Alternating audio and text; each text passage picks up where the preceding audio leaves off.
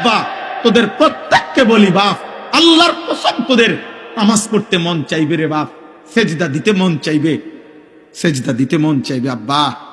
হাসরের ময়দানে হলেও সেদিন মন চাইবে খুব, যে আল্লাহ আপনি একটু সুযোগ দেন না রে মাওলা, একটা সেজদা দেই আপনারে, একটা রুকু করি মাওলা।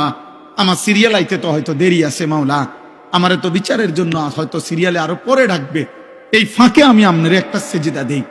আল্লাহ বলেন ওয়ালাউ শি'না লাআতাইনা কুল্লা নাফসিন হুদাহা।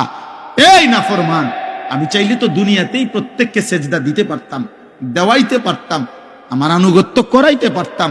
আমার জমিন, আমার আসমান, আমার সূর্য, আমার চাঁদ, আমার রাত, আমার দিন, আমার নিঃশ্বাস, আমার অক্সিজেন, আমার হার্টবিট, সবই তো আমার।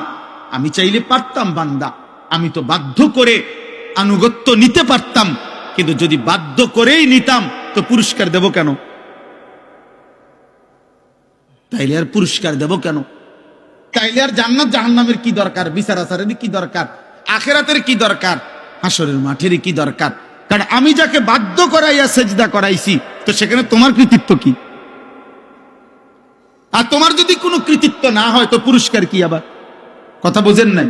ওয়ালাউ শি'না লাআতাইনা কুল্লা নাফসিন হুদাহা, আমি চাইলে পারতাম বান্দা, কিন্তু ওয়ালাকিন হাক্কাল কাউলু মিন্নি, আল্লাহ বলে আমার চূড়ান্ত ফয়সালা নাফরমান। আজ এটা হাসরের মাঠ, আজ আমি মাফ করার দিন না, আজ হাসরের মাঠ বিচার করার দিন। আজ আমি বিচার করব। লা আমলাআন্না জাহান্নামা মিনাল জিন্নাতি ওয়ান নাসি আজমাইন। আল্লাহ বলবে এই বেঈমান, তোর মতো কোটি কোটি নাফরমান মানুষ এবং জিন দিয়া আমি আল্লাহ আজকে জাহান্নাম পূর্ণ করব, জাহান্নাম পুরা করব।